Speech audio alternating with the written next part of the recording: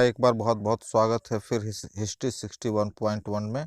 आज हम जानेंगे ऐतिहासिक स्रोत के बारे में। जो ऐतिहासिक स्रोत जो हमारे हैं ग्रंथों के रूप में, उनके बारे में विस्तार पूर्वक हम जानेंगे। उससे पहले आप चैनल को सब्सक्राइब कर लीजिए और बेल आइकन की घंटी को प्रेस कर दीजिए ताकि आपके आने वाले वीडियो आपको समय पर मिल सके, और ज़्यादा से ज़्यादा इसको शेयर करें। धन्यवाद। चलिए तो हम शुरू करते हैं। जो कि ऐतिहासिक ग्रंथों को समझने के बाद हम लोग ऐतिहासिक के जो चीज़ें हैं उनको ज़्यादा अच्छी तरह से समझ पाते हैं। तो पहले हम चर्चा करेंगे ब्राह्मण ग्रंथों के बारे में। प्रत्येक वेद की गद्य रचना ही ब्राह्मण ग्रंथ है। प्रत्येक वेद की गद्य रचना ही ब्राह्मण ग्रंथ है। प्रत्येक वेद के साथ कुछ ब्राह्मण ग्रंथ जुड़े हुए हैं। इसका अर्थ ये हुआ कि ऋग वेद, यजुर्वेद, सामवेद और अथर्ववेद, ये सारे जो वेद हैं उसके साथ एक एक ब्राह्मण ग्रंथ जुड़े हुए हैं, जिसके कारण उसे ब्राह्मण ग्रंथ कहते हैं। अब ऋग वेद के साथ कौस्तकी एवं ऐतरेय ब्राह्मण ग्रंथ जुड़े हैं। यजुर्वेद के साथ तैतरणी एवं शतपथ ब्राह्मण ग्रंथ जुड़े हुए हैं। सामवेद के साथ पंचवीस एवं जैमिनी जुड़े हुए हैं। अर्थवेद के साथ गोपद ब्राह्मण जुड़े हुए हैं। ये जो ग्रंथ है ब्राह्मण ग्रंथ, ये ऐतिहासिक दृष्टि से इसमें उस समय की तत्कालीन संस्कृति के बारे में बहुत अधिक ज्ञान प्राप्त होता है। इसको सीधा भाषा में हम कह सकते हैं कि इससे हमारी जो ज्ञान की अभिलाषा है वो पूर्ण कर सकती है। इसके बाद हम अगला चैप्टर में चलेंगे आरण्य में। अब आरण्य शब्द जो है आरण्य से बना है, जिसका अर्थ है जंगल या वन। आरण्य दार्शनिक ग्रंथ है। इसके विषय आत्मा है, परमात्मा है, जन्म है, मृत्यु है, पूर्व जन्म आदि है। ये ग्रंथ जंगल के शांत वातावरण में लिखे गए थे एवं इनका अध्ययन भी जंगल में किया जाता था। आरण्य एक ऐसा ग्रंथ है जो कि आबादी वाला हिस्सा में नहीं किया जाता था, बल्कि जंगल में रह के जंगल के पास ही इसका अध्ययन होता था।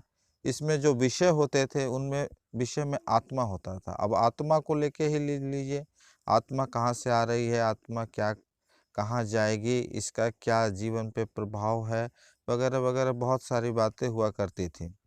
आत्मा के बारे में बहुत ही रोचक तथ्यों का उसमें जानकारी मिलता है।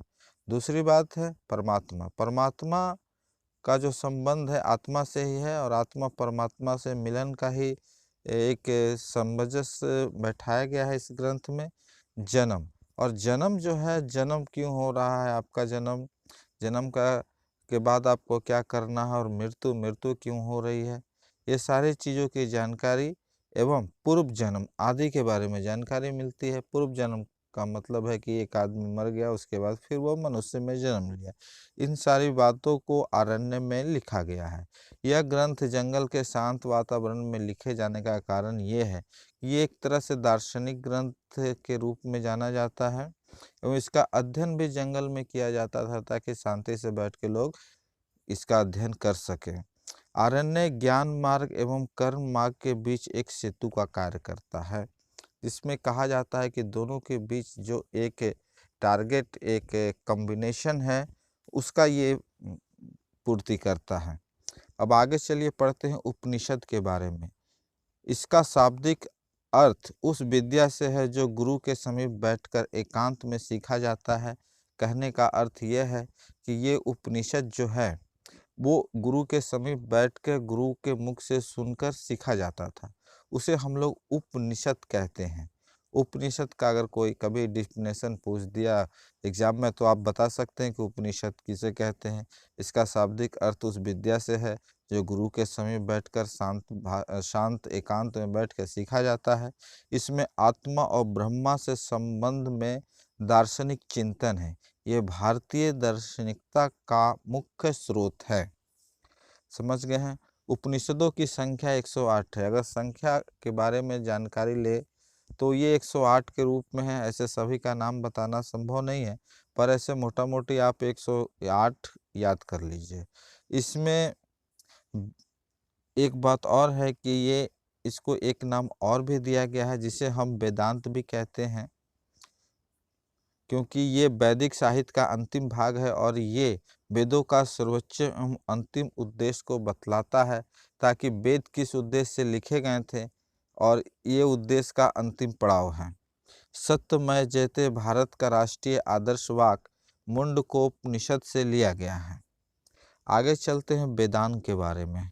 वेदांग क्या है? वेदांग का अर्थ समझना एवं श्रुतियों के सही उच्चारण के लिए वेदांग की रचना की गई है।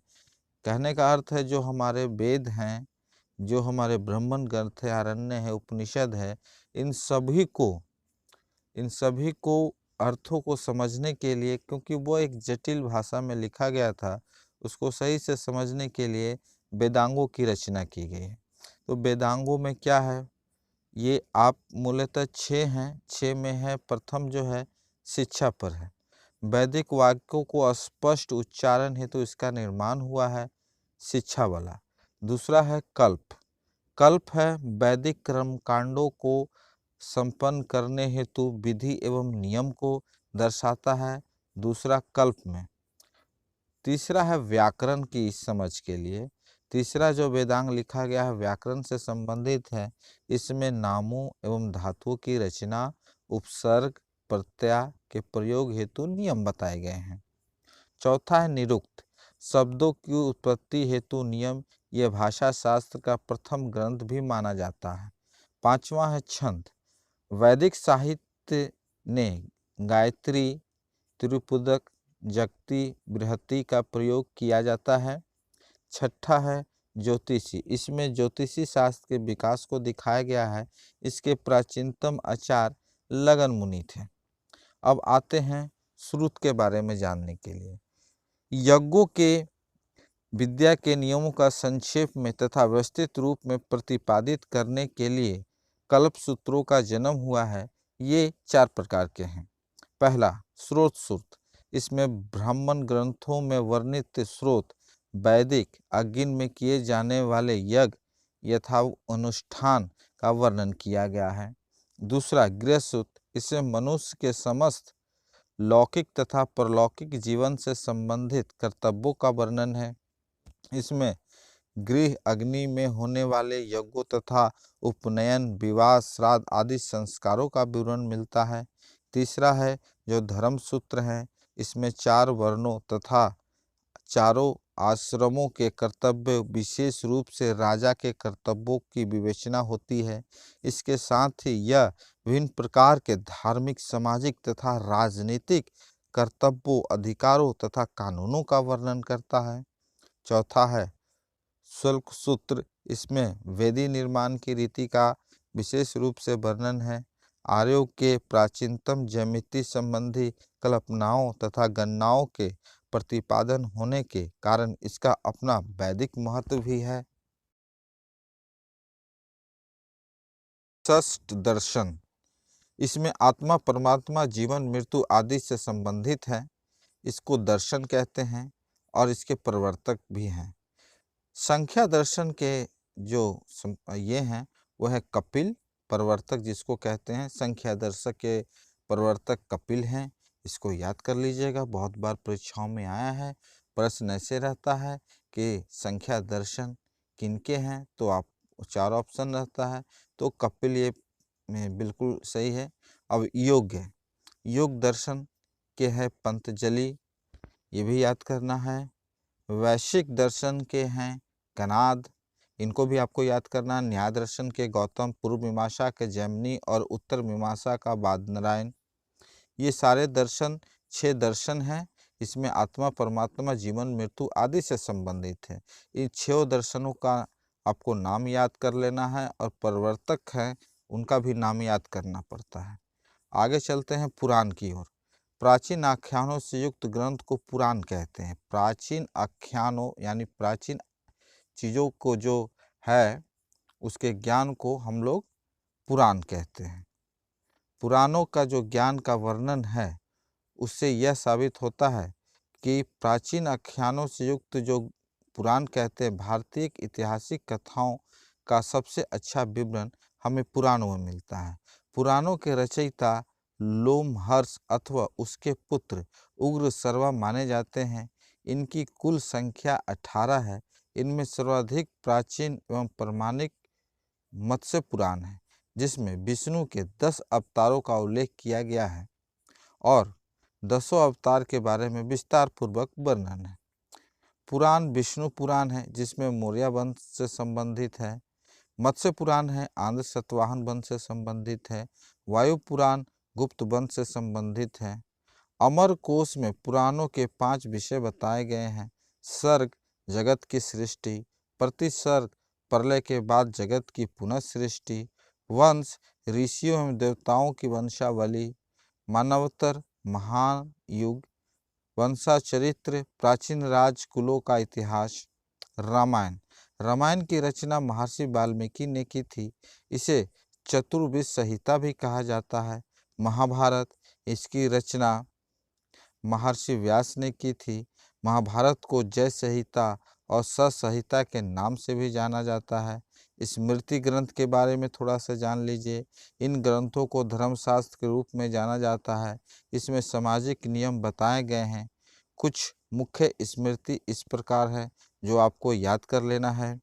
पहला है मनुस्मृति, जो सबसे प्राचीन है।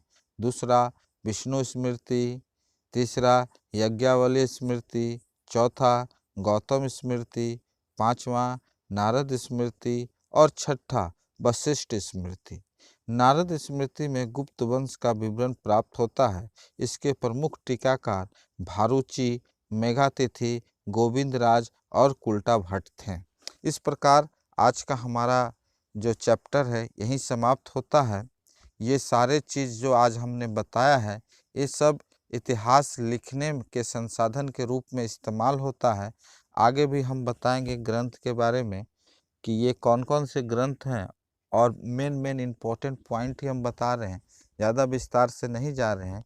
इसलिए कृपया करके जो भी मैंने बताया है उसे याद कर लेना है, ताकि आपको आने वाला परीक्षा कंपटीशन में काम आए। वीडियो अगर आपको अच्छा लगा तो लाइक और कमेंट कीजिए और ज़्यादा से ज़्यादा तक लोगों को शेयर कीजिए। नमस्कार, धन्यवाद, जय हिंद, जय भारत।